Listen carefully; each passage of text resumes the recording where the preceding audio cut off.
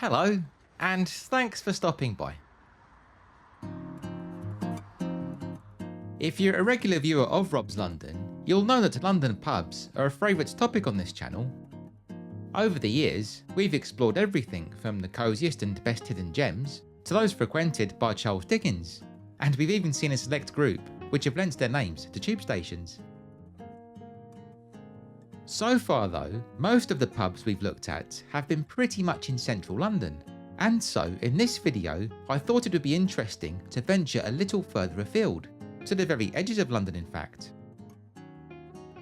The 8 pubs we'll be looking at today are, to my knowledge, those which are the absolute furthest from the city centre, stretching from the outermost point north, northeast, east, southeast, south and so on.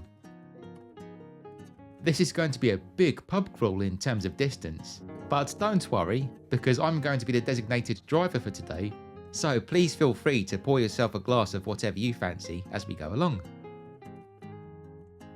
Just a quick note before we begin, the spot I'll be using to ascertain the distance of each pub from central London will be King Charles Island, which is close to Charing Cross Station. This is the official centre of London, and the spot from where all distances to the capital are measured. Anyway, on that note, let's go and see what we can find.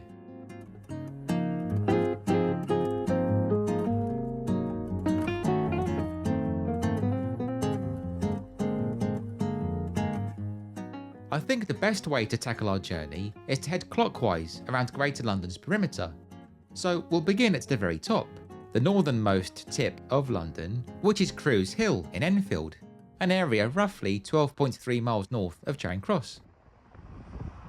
Crews Hill takes its name from the Crew family, a clan who were once prominent in the area, and it's here, on the very rural sounding Cattlegate Road, that you'll find the Plough, London's northernmost pub, which is just moments away from the Hertfordshire border. The current pub is relatively modern, having opened in 1937. Back then, it was known as the New Plough, as it replaced a much older tavern called the Plough, which had served Crews Hill since the early 1700s. The original Plough stood next door to this site for many decades, but was sadly destroyed by a fire in 2007. Today, Cattlegate Road is lined with an unusually large collection of nurseries and garden centres, which are in fact an echo of Crews Hill's past. For in years gone by, much of the land around the Plough was occupied by glass houses, where fruit and vegetables were grown for sale in central London. As traditional farming methods declined and modern distribution took over, many of these glass houses were converted into garden centres, a trade for which Crews Hill is now well known. Along with the Plough and many surrounding garden centres, Crews Hill is also home to an absolute gem of a museum, London's most northerly museum I guess, Whitewebb's Museum of Transport, which, conveniently, is just a short walk from the pub. Whitewebb's, which is looked after by an incredible group of volunteers, is worthy of a video in its own right. But for now, here's a little taster of just some of the artefacts they have on show.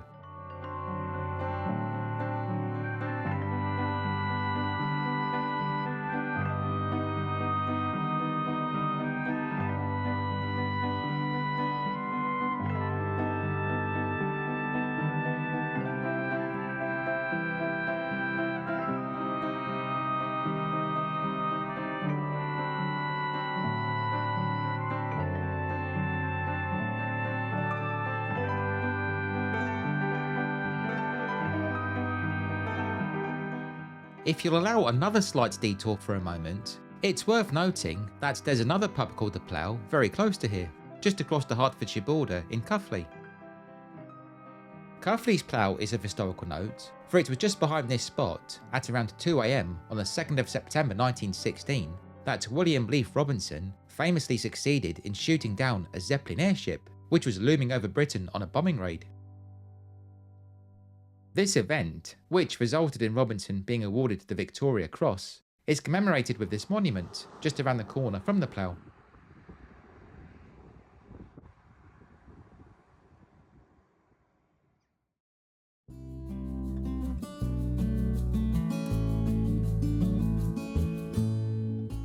Located near Romford in the London borough of Havering, Noak Hill is a leafy place peppered with a number of historic buildings, such as this delightful thatched cottage, something you certainly wouldn't see in central London. Noak Hill's pub, which is London's most northeasterly boozer, at just over 16.5 miles from the centre, is the Deer's Rest, which can trace its history back to the 17th century. This pub has had several names over the years. Originally, it was known as the Goat. Then, in 1715, it changed to the Bear. In honour of this second title, there was a time when you could see a real-life bear here, the creature in question being kept in a cage in the beer garden. This wasn't in the less unenlightened 18th century though. Nope. This was in the 1960s and 70s.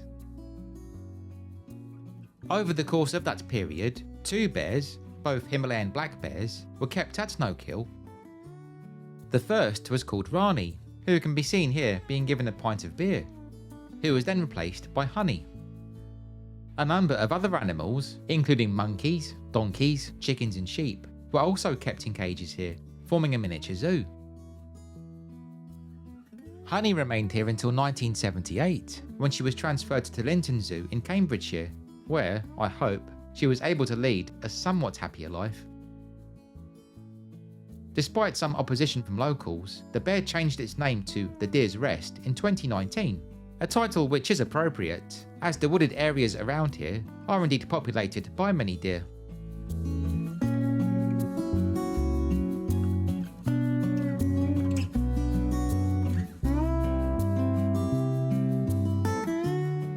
Geographically speaking, North Ockington is a curious place, for despite lying outside the M25, which in recent years has come to define the capital's boundary in a psychological sense, this tiny and very rural feeling village is indeed classed as part of London, as it comes under the borough of Havering.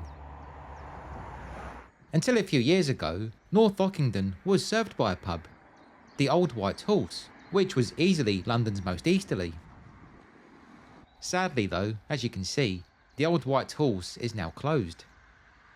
Hopefully a new landlord will take it on soon. Now that the Old White Horse is no more, it would seem the Thatched house, located on St Mary's Lane in Cranham, just under 1.5 miles from North Ockington, on the other side of the M25, is now London's easternmost pub, and it's quite a way out. This spot is just under 18 miles from Charing Cross. The thatched house was established in the 19th century by a local farmer named James Gates. Apparently, it was his ambition to own a beer house, and he managed to secure a £700 loan to build it, which would have been a lot of money in those days. It would seem James Gates took inspiration for the name from the historic Tithe Barn in nearby Upminster, a structure which is very old indeed, dating all the way back to 1450. By 1907, the original thatched house had fallen into a rather dilapidated state. That year, there was opposition to renewing its licence, owing to the fact that it was, quote, a shanty and a dirty place with insufficient accommodation. In response, the pub was completely rebuilt in the early 20th century, and as you can see, it scrubbed up rather well.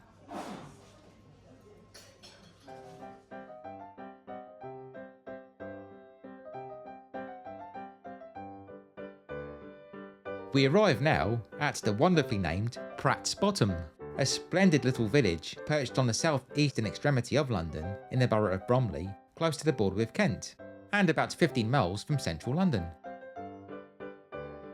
There's even a nod to a traditional Kentish oast house here.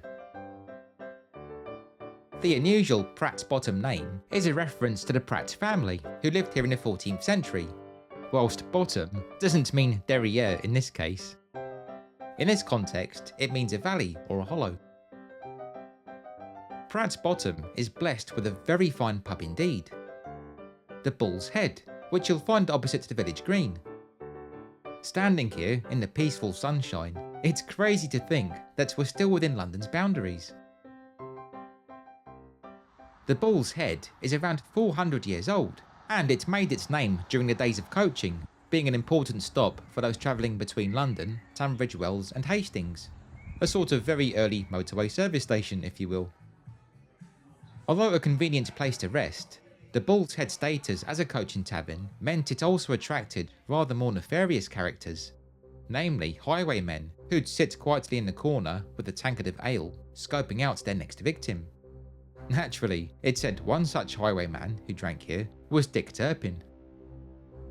An example of highway robbery in Pratts Bottom can be seen in this report from July 1798, in which a young man wearing a drab-coloured coat and riding a horse with a white face held up the mail coach.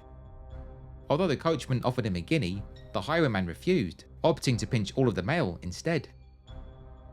The post office offered a £200 reward for the highwayman's capture, which would be roughly £22,000 in today's money.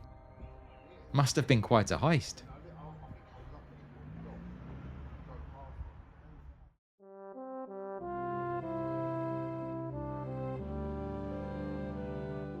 Teetering on the very edge of South London, over 14 miles away from Charing Cross, is the Fox, or the Old Fox Inn as it used to be called, which is located on Kingston Common, a peaceful patch of land which happens to be owned by the City of London Corporation.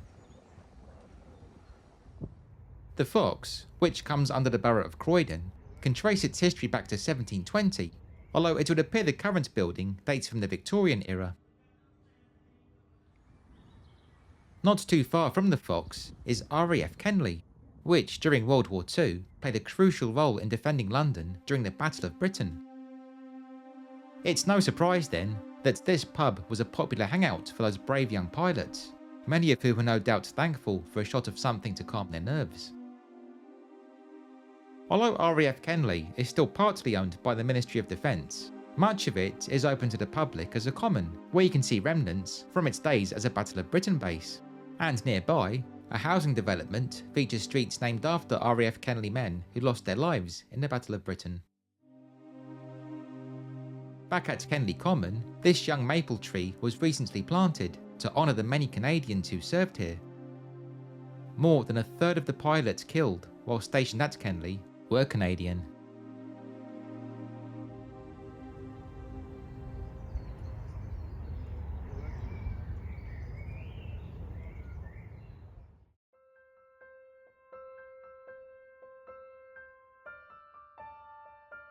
Located beside Ashstead Common in the Royal Borough of Kingston upon Thames, the Star sits right on the border with Surrey, just over 15 miles from Charing Cross. This road, which runs alongside the southern edge of the pub, marks the point where London ends and Surrey begins, although if we go by this sign, the border cuts right through the Star. Indeed, until the border was rejigged some time ago, the pub was set to straddle the border, with 4/5 in London and 1/5 in Surrey. It certainly feels like we're in the countryside, as a business next door to the pub sells gun cartridges and clay pigeon shooting equipment. The Star dates from the 19th century, and in its earliest days it served as an important community hub, as its long room was commandeered as a place where school lessons and church lectures were held. Outside the usual drinking hours, I assume.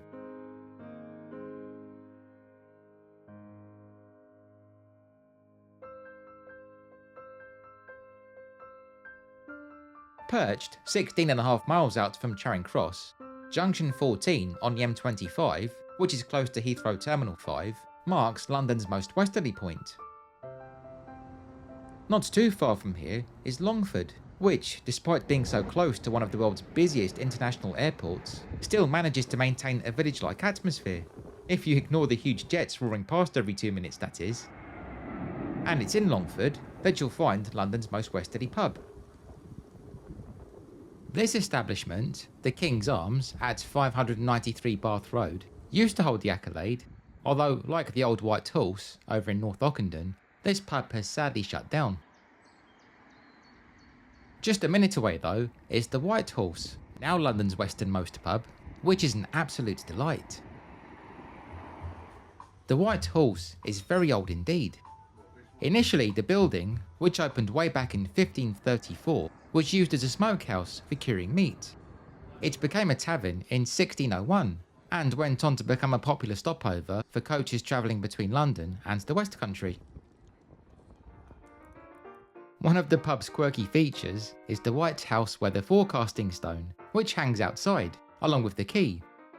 If the stone is wet, that means it's raining. If it casts a shadow, then it's sunny. If you can't see the stone, that means it's foggy, and so on. Foolproof. The White Horse also bears a number of bricked up windows, remnants of the window tax, which was enforced in centuries past. Tragically, Heathrow's proximity to Longford Village means this may all be swept away one day, for this site is earmarked as the location for the airport's controversial third runway. I don't want to get into the politics of that just now, although I will admit that sitting here contemplating the matter in this beautiful, cosy and very friendly family-run pub is nothing short of heartbreaking.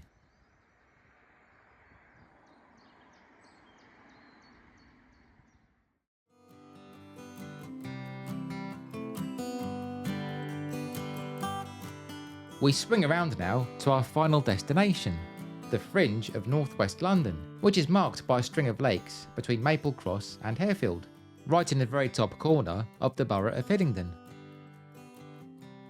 London's most northwesterly pub, which can be found in the area known as West Hyde, is the Carp on Copper Mill Lane, about 17.3 miles from Charing Cross.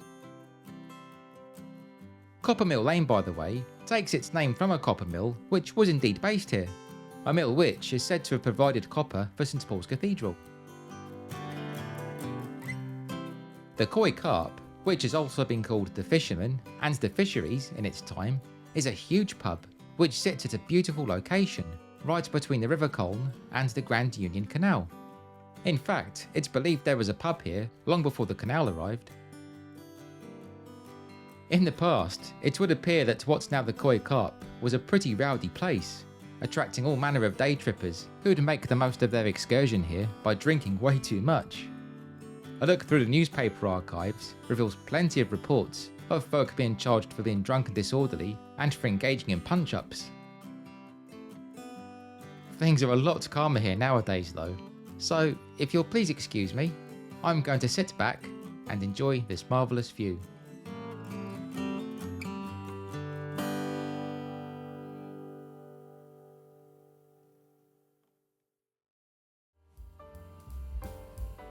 Thank you so much for watching.